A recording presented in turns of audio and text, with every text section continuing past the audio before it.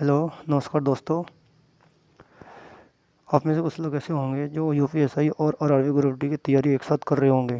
ठीक है, तो दोनों के एग्ज़ाम की तैयारी कैसे करनी है, थोड़ा कन्फ्यूज रहते हैं। ठीक है दोस्तों, पहले हम इसके सिलेबस के ऊपर नज़र डाल लेते हैं। भाई आरआरबी ग्रुप डी में क्या आता है। मैथ आता है 25 नंबर का। मैथ, रीजनिंग, साइंस और जीएस, ये 25-25 नंबर के आते हैं, तो ये 100 नंबर का जाता है। ठीक है, इसमें क्या आता है, हिंदी, जीएस, मैथ, रीजनिंग, ये 40-40 नंबर के आते हैं। 160 क्वेश्चन हो जाते हैं, जो कि 400 नंबर के हो जाएंगे। ठीक है दोस्तों, तो इसमें यूपीएससी में क्या खास है, इन दोनों की तैयारी एक साथ नहीं हो पाएगी, तो हमें कुछ प्लानिंग करके चलना पड़ेगा।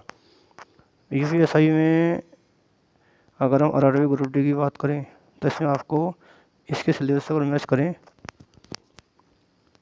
इसमें तो एडवांस मैथ आएगा। यूपीएससी में एडवांस मैथ नहीं आएगा।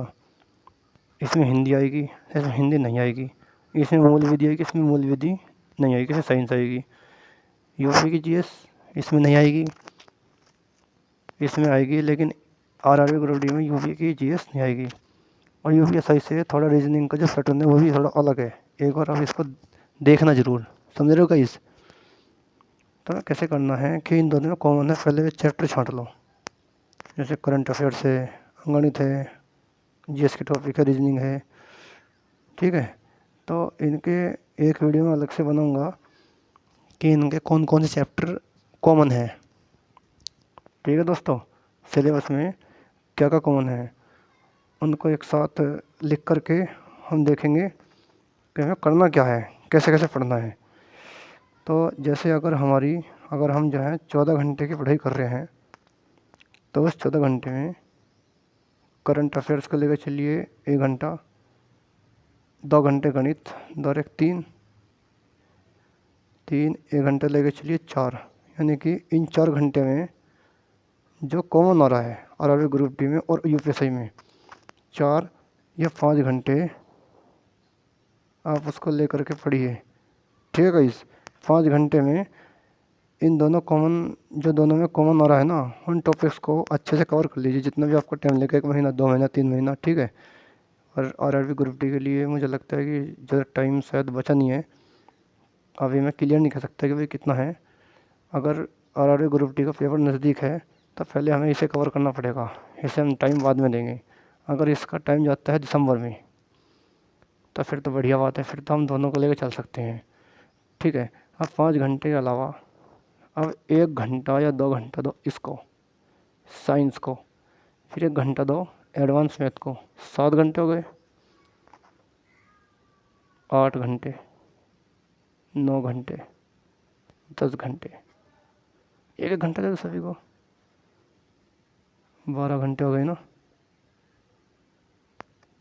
अगर आप जॉब नहीं करते, बिल्कुल खाली हो कि भाई हमें 6-7 महीने कोई जॉब वगैरह नहीं करनी, तो फिर आपको पढ़ना चाहिए मेरे हिसाब से 16 घंटे कम से कम।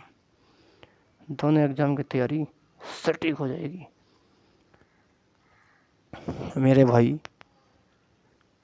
इन दोनों एग्ज़ाम के अलावा तीसरा एग्ज़ाम बिल्कुल मत भरना भाई, एक एग्ज़ाम की तैयारी बिल्कुल सही से कर लो।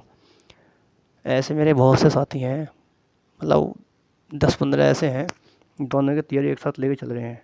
किसी में 10 नंबर से रह गए, किसी एग्ज़ाम में 5 नंबर से रह गए। भाई ऐसा क्यों कर रहे हो। अगर एक एग्ज़ाम की तैयारी ढंग से कर लो, इसमें कितनी वैकेंसी है, हालांकि नाम मात्र वैकेंसी है, मुट्ठी मुँह में जरद ने बराबर वाली कहावत होती है ना, क्या वैकेंसी है यार, कुछ नहीं है। लेकिन फिर भी निराश होने की ज़रूरत नहीं है, हमें इसमें एक सीट चाहिए। भाई 16,000 वैकेंसी है ना, तो एक सीट चाहिए हमें। तो ढंग से तैयारी करके चलो भाई, ढंग से। अगर आरआरबी ग्रुप डी को पेपर नज़दीक है तो ढंग से तैयारी करके चलो। साइंस का पढ़ के चलो, एडवांस मैथ है, रीजनिंग है।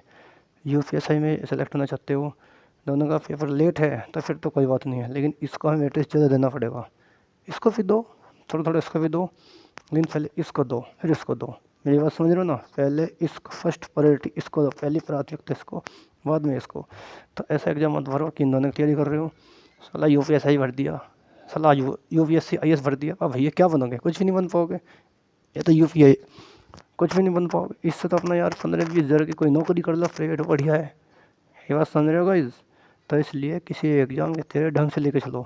जितना बड़ा एक्सपर्ट होगा ना, वो भी थियरी नहीं कर पाएगा। आप उदाहरण दोगे कि एक लड़की ने 7 एग्ज़ाम क्लियर कर दिए। भाई देखो ना, उसने 7 एग्ज़ाम के लिए 3 साल दिए होंगे तैयारी को। मेरी बात समझ रहे हो? उनका सिलेबस सेम होगा तभी वो निकाल पाई। बता दो मुझको, आईएएस निकाला उसने, पीसीएस निकाला? पहले एग्ज़ाम का पैटर्न देखो ना कि कौन सा सिलेबस का कैसे निकाला होगा। आपने आईएएस का भर दिया, एक आरआरबी ग्रुप डी का भर दिया, एक एसएससी का भर दिया, कैसे निकाल पाओगे? दिमाग चल जाएगा भाई, दिमाग की नस फट जाएगी।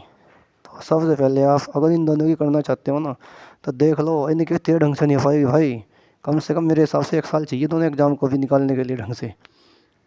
तो क्लियर अपना माइंड सेट कीजिए कि हमें कौन सा करना है, ये करना है, ये करना है। अगर दोनों को लेकर चलना चाहते हो, आज के दौर में बेरोजगारी बहुत है यार, क्या करें? ठीक है, तो गाइस अगर आप करना चाहते हैं तो सबसे पहले इस पैटर्न को फॉलो करें और अपनी रणनीति बना के चलिए। क्या कहा मैंने? रणनीति, अपनी प्लानिंग बना के लेके चलिए कि आपको कैसे करना है।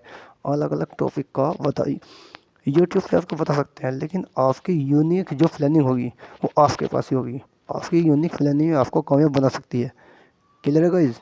अगर आप सरकारी नौकरी में सफल नहीं हो पाते तो अपने भविष्य की ऐसी प्लानिंग कीजिए कि किसी और चीज़ में भी आप कोई छोटा सा काम कर लो, कुछ भी, तो उसके लिए प्लानिंग लेकर चलनी पड़ेगी। वो भी अपने आप, दूसरों के पूछने से कुछ नहीं होगा। ठीक है गाइस? अगर मेरी बात सही लगी हो तो आप इन चीज़ों पे अमल ज़रूर करना। ठीक है गाइस? Thank you.